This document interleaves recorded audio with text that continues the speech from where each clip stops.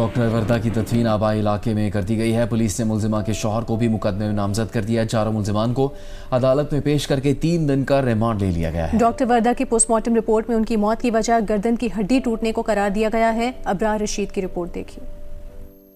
मकतूला doctor वर्दा DHQ अस्पताल में medical officer के तौर पर फराइज सरंजाम दे रही थीं। शोहर के बैरून मुल्क होने के बायस वो अपने बच्चों के साथ शाहजमान कॉलोनी एबटाबाद के एक घर में रहती थीं। उनके साथ काम करने वाली एक सीनियर डॉक्टर ने बताया कि मुलजमा ने डॉक्टर वर्दा का मुकम्मल एतमाद हासिल कर रखा था। ये जो खातून जिन्होंने इनको मरवाया है, इनके साथ इनके बहुत अच्छे मरासम थे और मेरे पास जब इनको क्लिनिक पे लाती थी तो बहुत प्रोटोकॉल के साथ कि डॉक्टर साहब इनका ऐसे करते हैं वैसे करते हैं। इस खातून ने समझ लिया कि ये बिल्कुल अकेली है, तने तनहा है, इसका खामन मुल्क से बाहर है, बाप बूढ़ा ज़ईफ है और भाई भी इसका यहाँ पे नहीं है, तो ये इनके लिए एक इजी टारगेट था। DPO हारून रशीद के मुताबिक केस में अब तक डॉक्टर वर्दा की दोस्त, मुलजमा का मुलाजिम, शौहर और एक सहूलतकार गिरफ्तार हो चुके हैं, जबकि मरकजी मुलजम शमरेज ताहाल मफरूर है, जिसकी तलाश जारी है। मुलजमान ने डॉक्टर वर्दा को अगवा के फौरन बाद जनाबाद के जेर तामीर मकान में मुंतकिल किया, जहां उन्हें गला दबाकर कत्ल किया गया। बादजां लाश को ठंडियानी के करीब दफना दिया गया। DPO हारून रशीद के मुताबिक वारदात में इस्तेमाल होने वाली दोनों गाड़ियां पुलिस की तहवील में ले ली गई हैं। मुलजमान ने अमानतन रखवाए गए सोने को गिरवी रखवाकर 50 लाख रुपए भी हासिल कर लिए थे।